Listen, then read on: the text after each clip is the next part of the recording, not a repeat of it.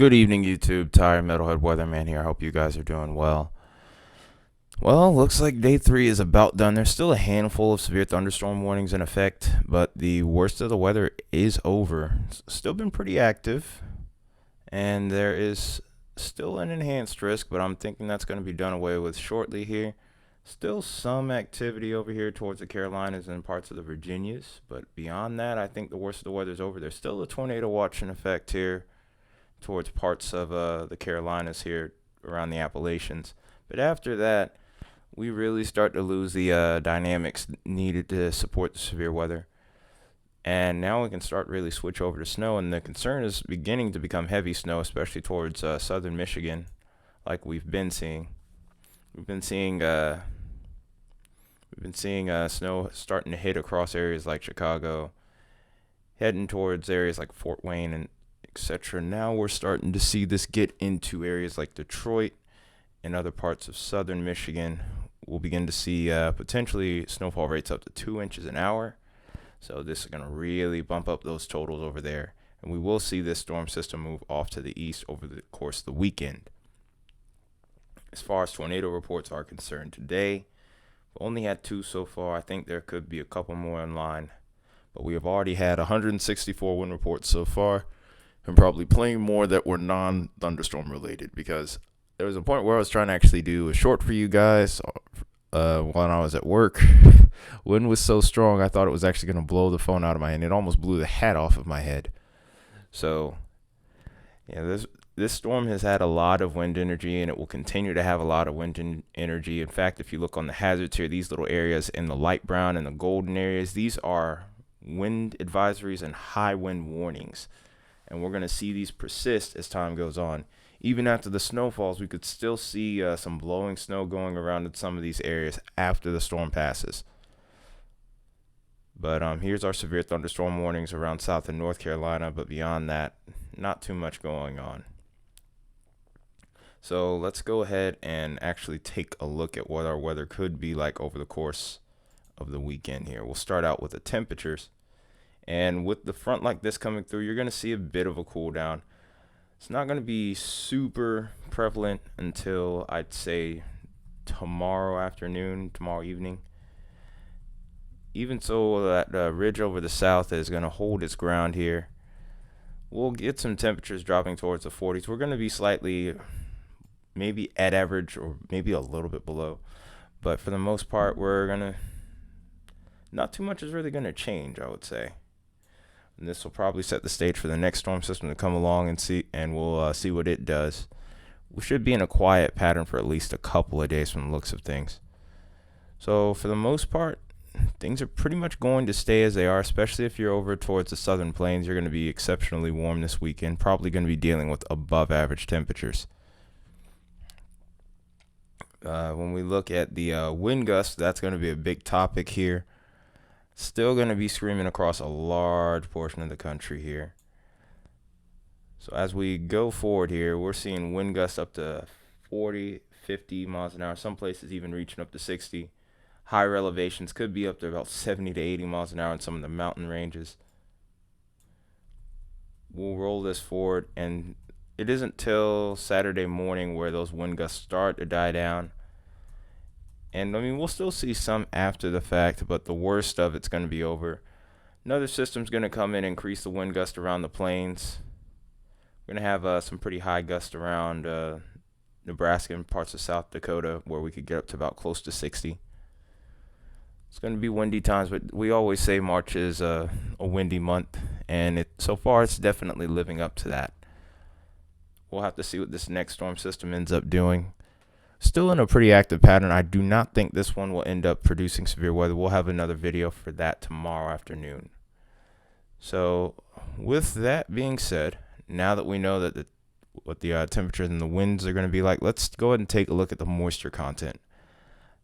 Again, as I mentioned before, I think the most active day is going to be mainly today, a small portion of tomorrow.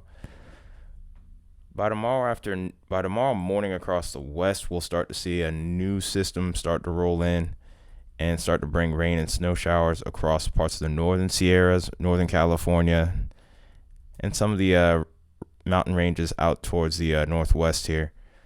Slow gets pretty strong from the looks of it here by Sunday night, and we could see some snow towards the Dakotas and parts of Minnesota. These guys have been hit repeatedly, and we'll see a similar situation unfold there.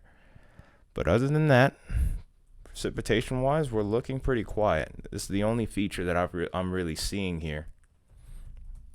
It'll be interesting to see how this ends up starting out the week.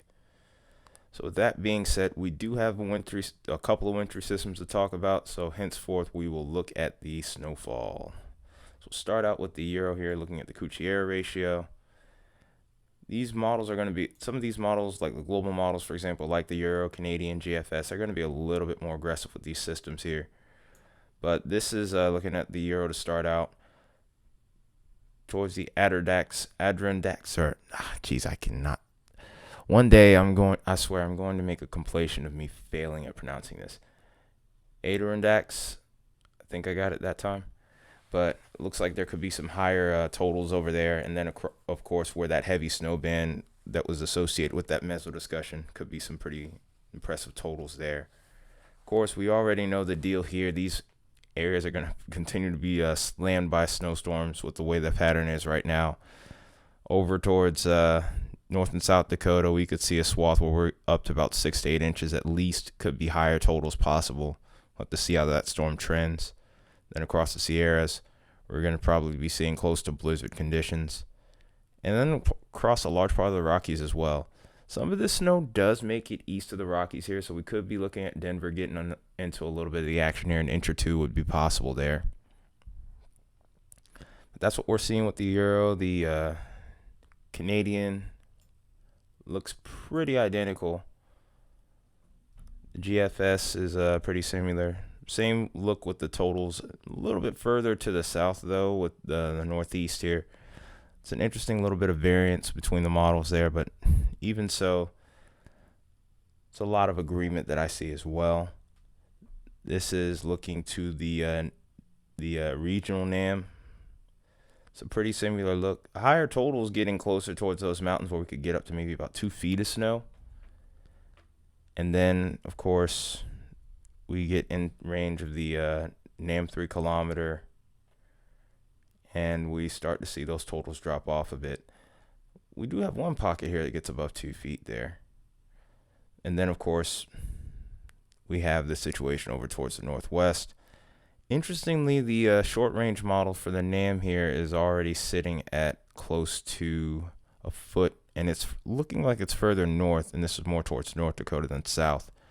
Totals towards Minnesota are slightly reduced with this as well. But it's pretty much the same look over here for this upcoming heavy snow band that's over here towards southern Michigan and parts of northern Indiana here. Looks like it stays a little further off to the west, though. New models are coming in, so this is prone to changing as well. When I looked at the ice threat before I started the video, there really isn't too much of one. We'll go ahead and take a look at the map, but if we look through all of these, there's not really much. A lot of these areas could see maybe up to close to 1/10 of an inch, but most of them are going to be seeing less than that. We'll be lucky to really even get ice at all from this system. This system seems pretty cold. Here's a blend of models and we're seeing a similar track here. Only a handful of areas get above 1/10 of an inch, and really up to maybe 2/10 of an inch. Not really reaching that quarter ice mark. 1/10 of an inch is still noteworthy and has to be watched, because this will really make road conditions treacherous. The main area that I've been looking at and seeing that consistently is more so towards northern Pennsylvania here.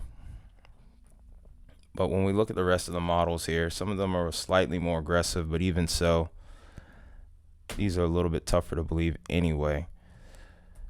But the main ones I'm looking at more so with the ice is mainly the blend of models, which we just looked at here, where we're seeing a couple of spots getting close to that 1/10 of an inch and maybe 2/10.